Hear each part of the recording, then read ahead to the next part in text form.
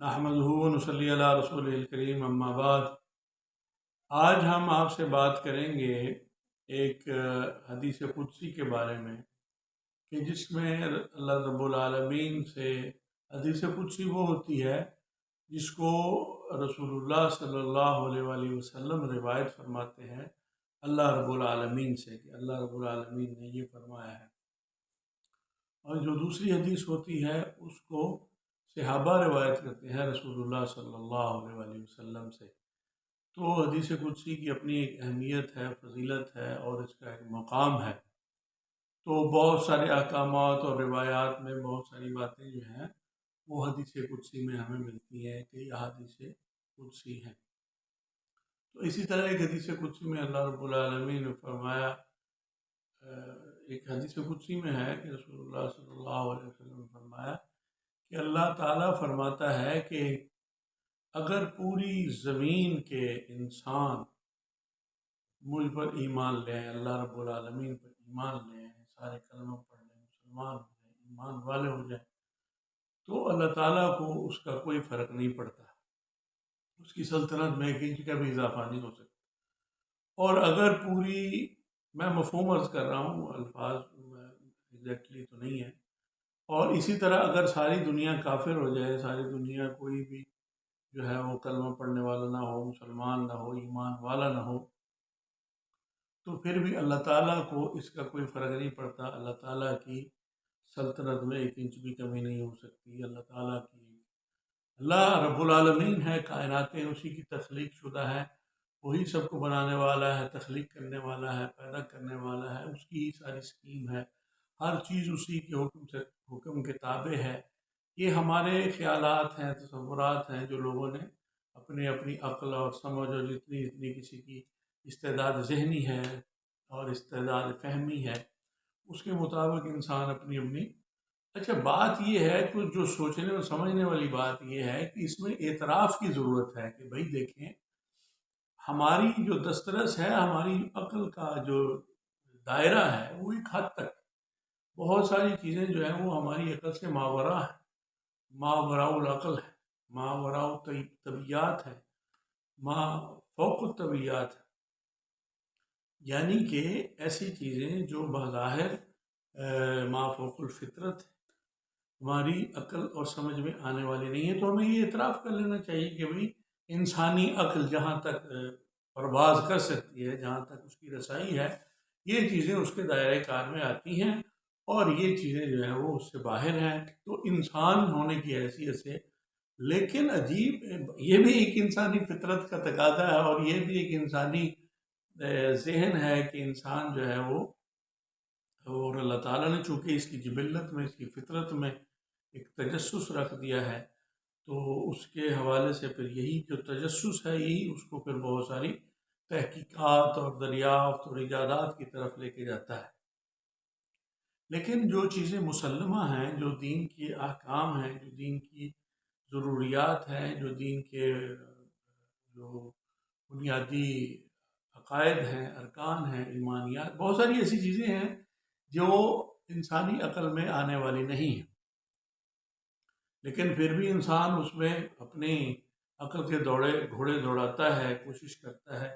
اور پھر خود ساختہ کچھ چیزیں فرض کر کے اپنی عقل کے گھوڑے دوڑا کر کسی خاص نتیجے پر خود سے پہنچ کر، اور پھر اس نتیجے پر بضد ہو جاتا ہے، اس پر جم جاتا ہے، اپنی ہی عقل کے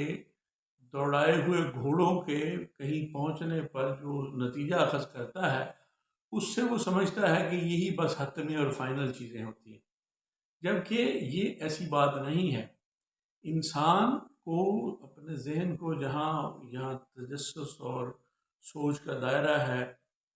وہ بہت وسیع ہے، دور تک سوچتا ہے، عجیب عجیب باتیں دماغ میں آتی ہیں، سوچیں آتی ہیں، وسوسے آتے ہیں، خیالات آتے ہیں، تو اس کے نتیجے میں انسان کو اپنی جو کم مائگی ہے، اپنی جو بے بسی ہے، اپنی جو کہہ لیں کہ جس میں انسان ایک حد سے زیادہ نہیں جا سکتا، وہاں تک پہنچ کر اس کو یہ اعتراف کر لینا چاہیے کہ بھائی میری عقل میں تو یہ بات آ رہی ہے، واللہ عالم، کہ آگے کیا دنیا ہے، کیا معاملات ہیں، کیا ہوگا کیا نہیں ہوگا، کس طرح ہوگا، تو وہ اللہ ہی جانتا ہے، چونکہ وہ خالق و مالک ہے۔ تو عرض کرنے کا مقصد یہ ہے کہ جب اللہ تعالیٰ کو پوری دنیا کے لوگ مسلمان ہو جائیں تو اس سے بھی کوئی فرق نہیں پڑتا، ساری دنیا کے لوگ کافر ہو جائیں تب بھی اس کو کوئی فرق نہیں پڑتا، تو پھر جب اللہ تعالیٰ کو فرق نہیں پڑتا تو ہمارے جو لوگ ہیں ان کو کیوں فرق پڑتا ہے؟ وہ کیوں درپے آزار ہیں، وہ کیوں داروغہ بنے ہوئے ہیں کہ لوگوں کے اندر ہم نے یہ تبدیلی پیدا کر کے رہنا ہے جو ہم سمجھ رہے ہیں۔ اب اسی کے مطابق سب کو سمجھنے کی ضرورت ہے، اگر اس کے مطابق سب سمجھیں گے تب وہ سیدھے راستے پر ہوں گے، اور اگر اس کے مطابق جو ہم نے نتیجے اخذ کیے ہیں اپنی عقل کے گھوڑے دوڑا دوڑا کر، یا ہماری جو تحقیقات ہیں، جو ہماری تفتیش ہے، اور جو ہم نے جو نتیجہ اخذ کیا ہے، پوری جو بھی ہمارا جو بھی مختلف لوگوں کا مطالعہ ہے یا مشاہدہ ہے یا جو بھی ان کا ہے، اس کے نتیجے میں جو کچھ خاص نتائج اخذ کرتے ہیں اس پر وہ بضد ہو جاتے ہیں، جبکہ بضد ہونے والی بات نہیں ہے، اور نہ کسی چیز پر داروغہ بننے کی بات ضرورت ہے، نہ اجازت ہے، نہ کسی کو کسی خاص چیز پر آمادہ کرنے کی، اس پر مصر ہونے کی، اس کو اس بات پر لانے کی کسی کو اجازت نہیں ہے۔ یہ اللہ کی دنیا ہے، اللہ کی مخلوق ہے، اللہ نے سب چیزوں کو ثبات ایک تغیر کو ہے زمانے میں، ثبات ایک تغیر کو ہے زمانے میں، یعنی عجیب کیسا جملہ کہ کسی نے کیا خوب کہا ہے کہ جو ثبات تو سے مراد یہ ہے کہ مستقل جو چیز ہے، جو ایک پکی اور ٹھکی چیز ہے، جو مستقل چیز ہے وہ یہی ہے کہ تغیر ہے زمانے میں، اس ایک بات کو کے اوپر، یعنی یہ ایک طے شدہ حقیقت ہے، اور یہ ثابت شدہ ہے، اور یہ تبدیل ہونے والی نہیں ہے کہ تغیر ہے، یعنی تغیر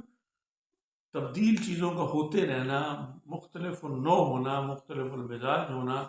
اور مختلف الخیال ہونا، مختلف الانواع ہونا، یہ چیزیں جو ہے، یہ